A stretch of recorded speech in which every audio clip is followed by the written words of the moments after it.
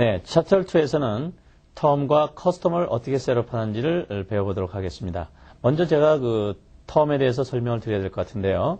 그 텀이라는 것은 고객과의 대금 결제 약속입니다. 예를 들어서 1%, 10, net 30 그러면은 30일 이내에 갚으면 되고 10일 이내에 갚으면 1%를 디스카운트 해준다는 얘기죠.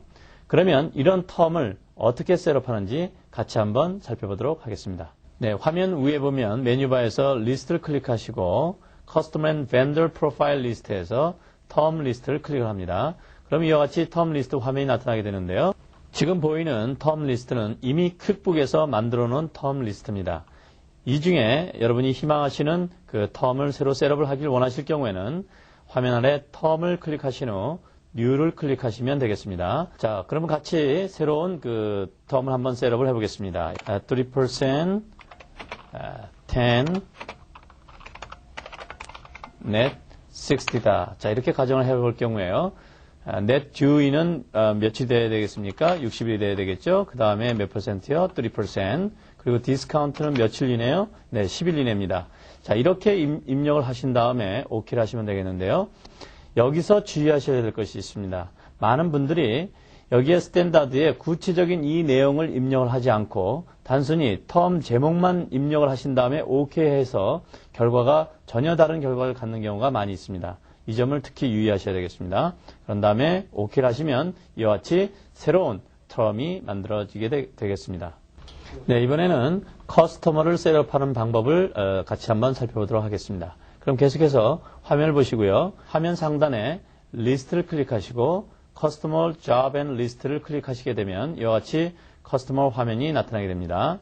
뉴 커스터머를 셋업하기 위해서는요. 화면 아래 커스터머 잡을 클릭하신 다음 뉴를 클릭하시면 되겠습니다. 그리고서 셋업을 하시고자 하는 커스터머를 인풋하시면 되겠는데요. 예를 들면 아니요 USA라는 회사가 있다.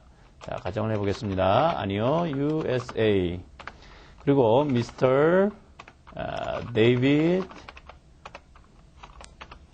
아니오다. 아니오가 사실은 성이 안씨 같아요. 그렇게 하고 주소는 예를 들어서 111 벌먼 애버뉴 로스앤젤레스 캘리포니아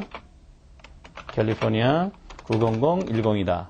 자, 이렇게 이것은 B를 보내는 애드레스를 입력하는데요. 만약에 이 고객에게 물건을 보내는 곳이 다를 경우에는 여기에 새로 인풋을 하시면 되겠습니다. 그런데 같은 주소를 쓰실 경우에는 여기 카피 버튼이 보이죠? 카피 버튼을 클릭하면 모든 주소가 그대로 카피가 되겠습니다. 그리고 필요한 전화번호를 입력하시고요. 213-111-444다. 그리고 팩스 번호는 213-111-333다. 이렇게 입력을 하신 다음에 셀룰러폰이라든지 이런 기타 내용들을 필요한 인포메이션들을 입력하시면 되겠습니다. 다음 순서는요. additional information을 입력하시면 되겠는데요. 여기에 보이시는 이 어카운트는 어떤 분들은 차르브 어카운트에 있는 그 어카운트를 입력하시는 분들이 있는데 그게 아니고 여기는 고객의 고유번호가 있을 경우에는 고유번호를 입력하시면 되겠습니다. 예를 들어서 LA111 이런 고유번호를 사용한다면 이렇게 인풋을 하시면 되겠습니다. 그리고 타입은요. 여러 가지 용도로 사용하실 수가 있는데요. 예를 들어서 이 고객이 어떤 경로를 통해서 우리 회사로 왔느냐 광고를 보고 왔느냐 아니면 어떤 그 디렉터리를 보고 왔느냐 손님의 리퍼로 왔느냐를 그런 것을 입력하셔도 좋습니다.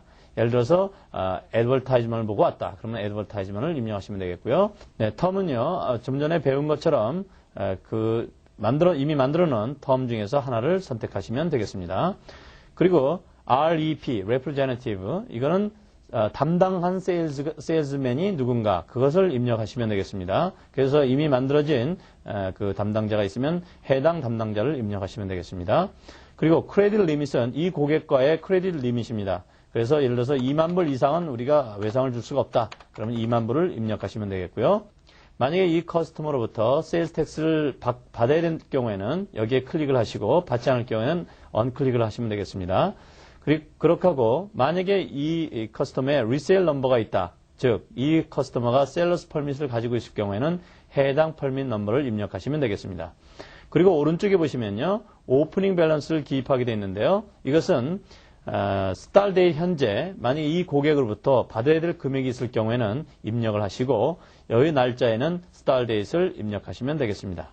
그리고 위에를 보시면 아주 재미있는 필드가 있습니다. 이것을 잘 활용하시면 여러 가지로 편리하게 활용하실 수가 있는데요. define 필드를 클릭하고 들어가 보겠습니다. 자, 그럼 이런 화면이 나오죠?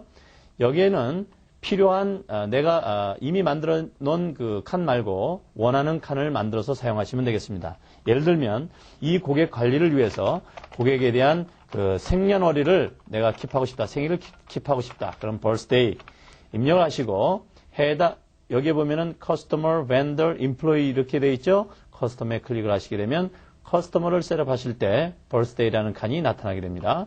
또 하나를 더 입력하시면 예를 들어서 spouse name을 내가 알고 싶다. spouse name 하고서 커스텀에 클릭을 하시면 되겠습니다.